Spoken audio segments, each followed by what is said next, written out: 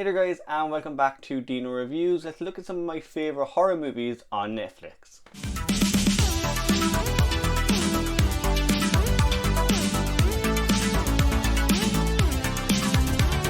So guys, with the current slate of movies that really aren't being released in cinemas, we have a few here and there. I kind of wanted to go back, have a look at Netflix and give you guys my own suggestions on some of my favourite movies that Netflix actually has. Now I will say guys, this is not a ranking, this is not a top 10.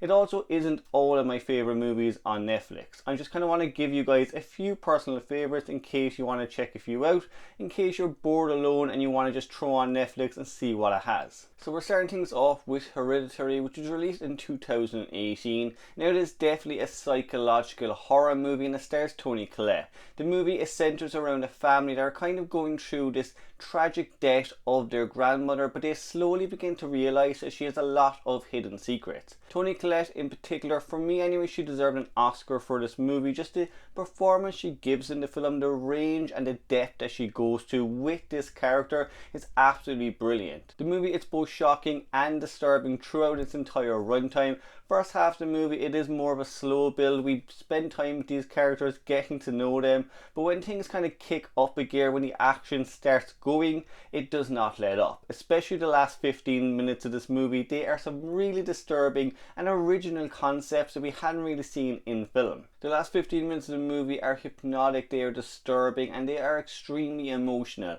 Collette, again, just her performance that she gives in those last kind of 15 to 20 minutes, she goes above and beyond. There is something quite unhinged about the movie. You don't feel quite settled when you're watching it, but for me that's what good horror should do. Next up is Cabin in the Woods. So this one pretty much follows a very cliche plot. It has a bunch of teenagers go off to a cabin for a couple of days and start getting attacked by these crazy kind of hillbilly hick type characters. Now of course what I love about this movie is the big twist that the film has. This movie, it is almost a decade old, but I'm still not going to give away that twist. If you can guys, check this one out, particularly for just the shock value of it, because you don't really know what is going on. It has some really great kills, it has some awesome brilliant CGI and great practical effects. This movie honestly is everything you could want if you are a horror fan. It has every creature or killer you could possibly want on screen. It has some really good kills and some really good shocking twists. Another one to check out is The Invitation. So this one, again, it is more of a slow burn movie. It follows a group of friends who reunite after quite a few years for a dinner. Now our main character, he does kind of introduce, I think it's his girlfriend or his fiance, to his group of friends, but slowly suspects his ex-girlfriend or husband are killing them off one by one. As I said guys, this is definitely a slow burn. It has a lot of really great dialogue, a lot of great conversations between these characters, but the main purpose of the movie is trying to figure out who is actually doing the killings and what the hell is going on. And that does get revealed in the last act of the film, and all I'll say is it's a great shocking twist. Another one to check out is Apostle. Now this one pretty much picks up in the early 20th century. I think it's like 1905, and it is based in London. We have our main character and his sister actually gets kidnapped by this kind of strange cult. Now they do bring the sister to an island and he follows them there. The movie, it does definitely have notes of The Wicker Man, but it is more brutal and graphic than that film. I really enjoyed this one. I was not expecting what I got when I went into it. I'd seen a few of the trailers and I thought I knew what the movie was going to be about, but there are many different lanes it goes down. Apostle definitely talks about issues like patriarchy and religion, how religion can be twisted in many different ways to control a society. All of that I loved about the movie, and that was just kind of the undertones of the film. The main kind of focus of the film is this main character trying to get his sister back in any way possible, and you see that on screen. He gives everything he can to take revenge on these people, and it is quite graphic, it's gory, but it's a whole lot of fun. Another one I highly recommend is Psycho 2. Psycho 2 was released 2 decades after the original movie, and for most sequels they do definitely have a lot of pressure to live up to the original. Psycho 2 probably had the most pressure out of any other horror movie. Honestly, I've always really enjoyed Psycho 2. I do think it doesn't get a lot of the respect it probably deserves, and I do think a lot of people should actually go back and give it another watch. It has a return of Norman Bates, played of course by Anthony Perkins, and for me Anthony Perkins is really what sells this movie. His performance in this is as good as that original movie. As for the plot, Norman Bates finds himself being released from a mental hospital 20 years after the events of the original movie. And we kind of follow Norman as he's trying to rebuild his life, just kind of go back into society and prove that he has been cured.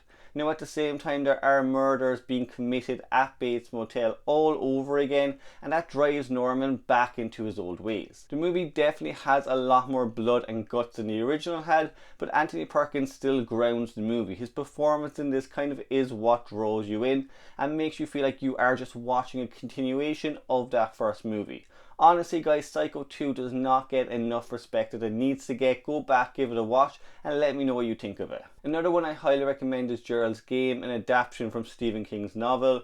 So the film centres around a couple who go away to a cabin for the weekend. They end up playing a bit of a kinky game and one of them gets killed.